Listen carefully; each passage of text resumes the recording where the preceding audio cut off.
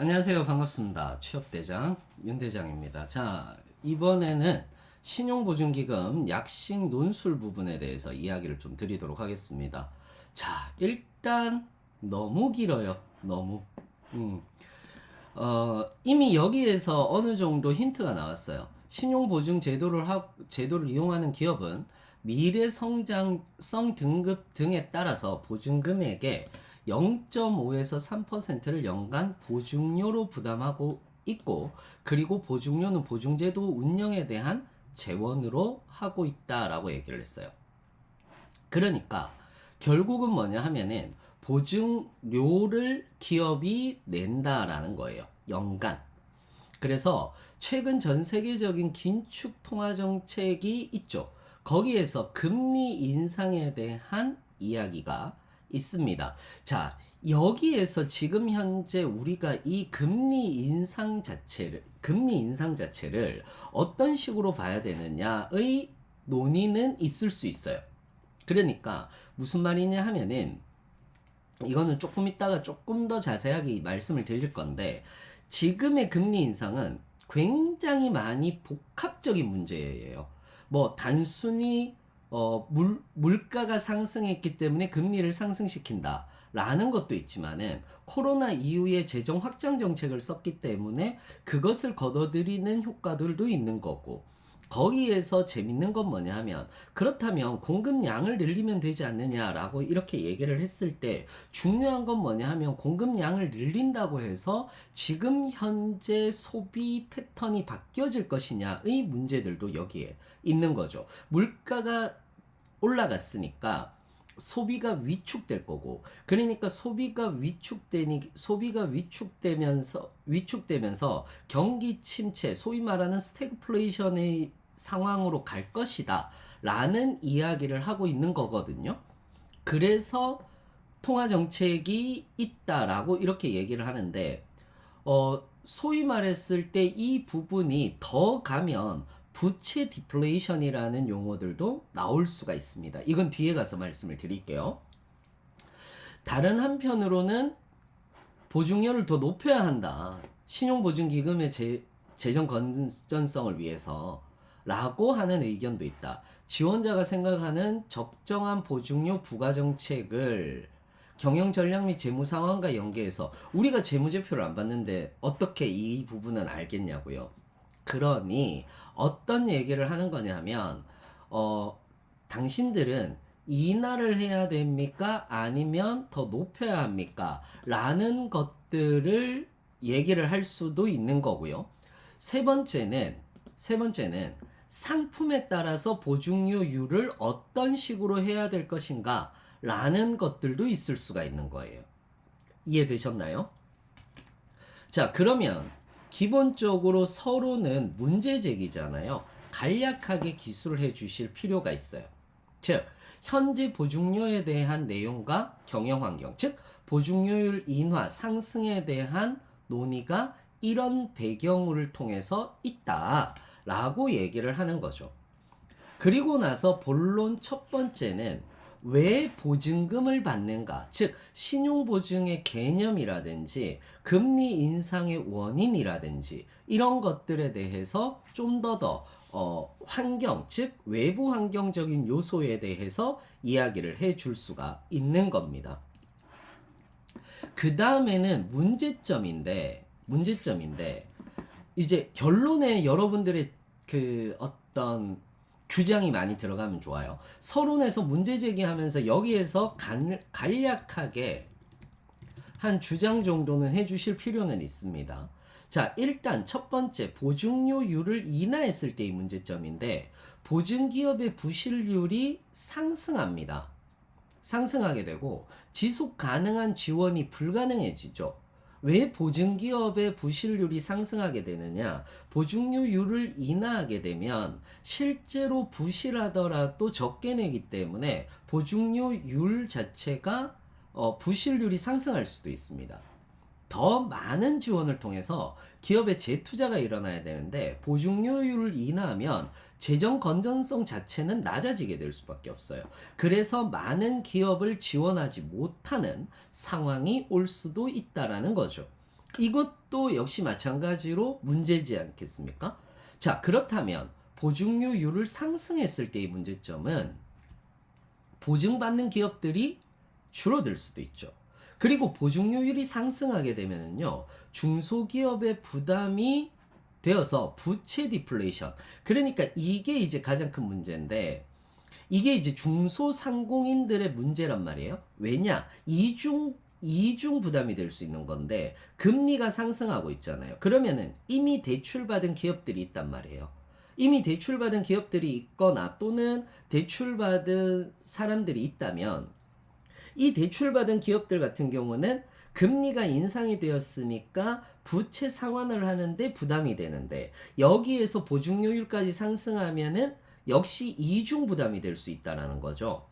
그래서 부채를 상환하기 위해서 자산의 매각이라든지 이런 것들이 있으면 고용률이 하락되고, 그리고 이것은 소비의 위축으로도 나타날 수 있으니 또 다른 부채의 디플레이션, 그러니까 단순한 지금 현재 물가가 상승해서 이 물가를 잡지 못하면 스태그플레이션으로 빠질 것이다 의 문제가 아니라, 보증률이 상승하고 금리가 상승했을 때 이중 부담에 대한 문제로 인해서 부채 디플레이션도 일어날 수 있는 문제들은 있습니다.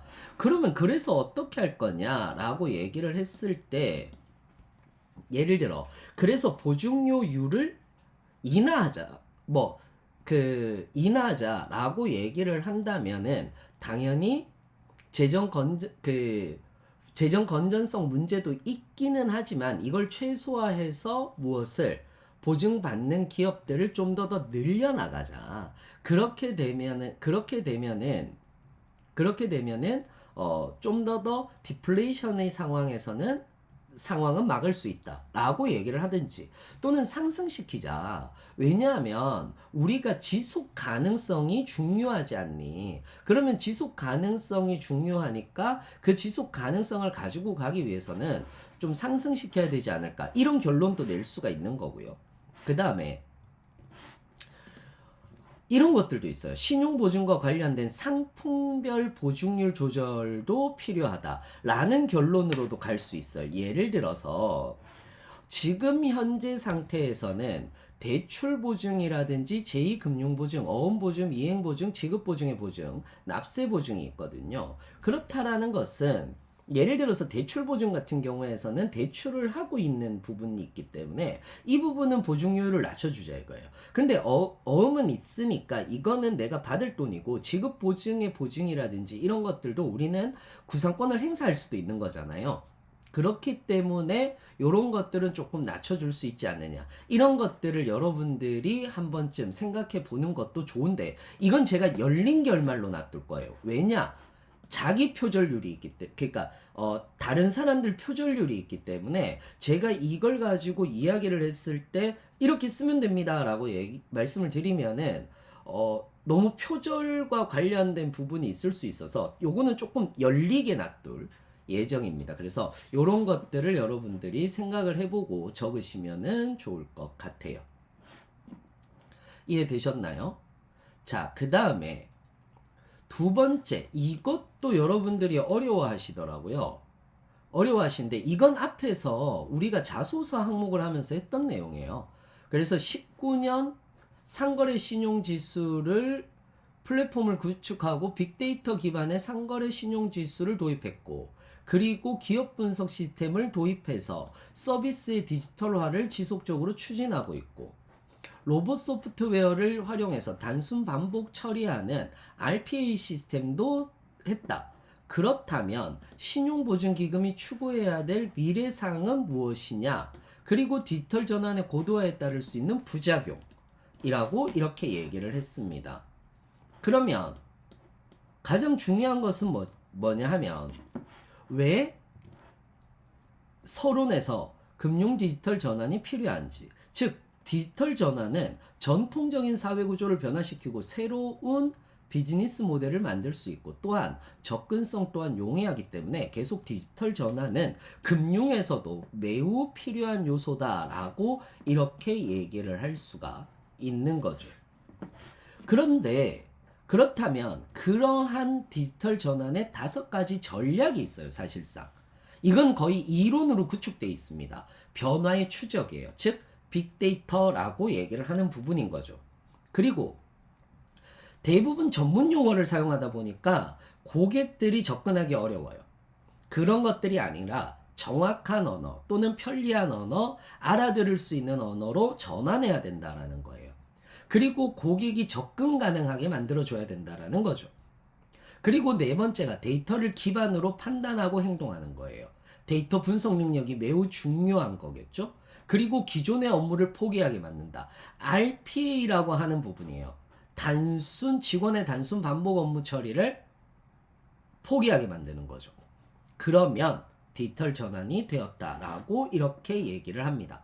그렇다면 이러한 것들은 너무 당연히 고도화될 수밖에 없죠. 그런데 몇 가지 문제가 있습니다. 몇 가지 문제가 있느냐면 기술 혁신 주체들이 분리된 형태로 활동하고 있고요. 정부의 유기적 연대를 촉진하기 위한 정책들의 실효성이 낮다라는 거예요. 이러한 것들이 걸림돌로 작용하고 있기 때문에 항상 늘 얘기하는 것 중에 하나가 샌드박스죠.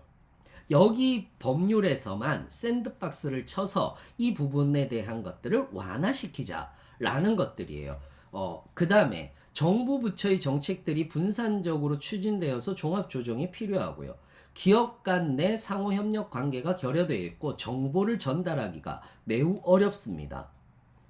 자, 그 다음에 각종 제도들이 복잡해요. 그리고 대단히 비효율적입니다. 그렇다라는 것은 그러니까 이 문제점을요, 뭘로 가면은 재미가 없느냐면 고도화를 하는데 어차피 노령화 될 거 아니냐. 그러니까 노령화에 대한 문제가 있다. 그러면 이걸 어떻게 해소해야 되느냐? 디지털 교육이 필요하다. 이렇게 가면 안 된다라는 거예요.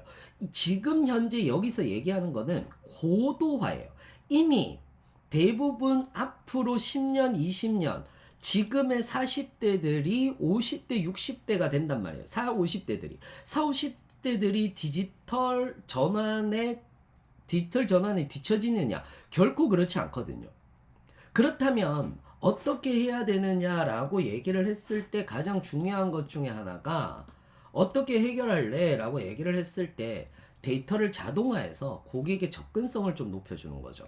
예를 들자면 이런 겁니다. 지금은 신용보증이라고 얘기를 하는 것이 고객이 신청을 해야 돼요. 그런데 대부분의 이 보증보험을 받는 사람들 말고 제도를 잘 알고 있는 사람들 말고 대부분의 중소기업이라든지 스타트업이라든지 이런 쪽들 같은 경우는 사실상 뭐를 하지 않습니까? 사실상 그 보증보험에 대해서 모르는 경우들도 많고 보증제도에 대해서 모르는 경우들도 많아요. 대부분 이제 이공계분들이 스타트업을 많이 하시다 보니까 이런 제도에 대해서 잘 모르는 경우들도 굉장히 많습니다. 그러면 어떻게 해야 되느냐면 지금까지는 수동적 제도였다면 적극적으로 다가갈 수 있는 제도가 필요한 겁니다. 우리가 빅데이터를 살펴봤더니 당신들은 이런 부분들이 필요한 것 같습니다. 이런 보증보험이 있으니까 이런 식으로 넓혀가면 될 것 같아요. 라는 것들이라든지 보험이라든지 이런 것들을 자동화해서 고객의 접근성을 높여주는 거죠. 그런데 문제가 있죠. 뭐냐 하면 아까도 얘기했듯이 제도라는 부분들입니다. 제도라는 부분들이 문제가 있다라고 이렇게 얘기를 하고 있어요. 그렇다 보니까 제도의 통일성이라든지 이런 것들 또는 규제 샌드박스를 이용해서 그 정부에 건의를 한다라든지 금융위원회에 건의를 해서 이런 부분들에 대한 제도의 완화 개선이 필요하다라는 쪽으로 여러분들이 이야기를 해주시면 훨씬 더 좋을 것 같습니다. 이렇게 여러분들하고 같이 2가지에 대해서 이야기를 해봤는데 조금 제가 좀 넓게 이야기를 했어요. 그러니까 넓게 이야기를 했다라는 것은 왜 제가 넓게 이야기를 했느냐면 아시잖아요. 표절률.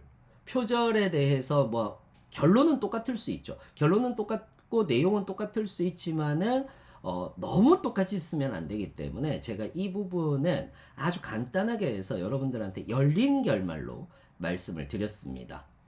도움이 많이 되셨는지 모르겠고 도움이 되셨다면 좋아요와 구독 눌러주시기 바라겠습니다. 자, 그러면은 저는 또 다른 영상에서 여러분들을 만나 뵙도록 하겠습니다. 이상으로 마치겠습니다. 감사합니다.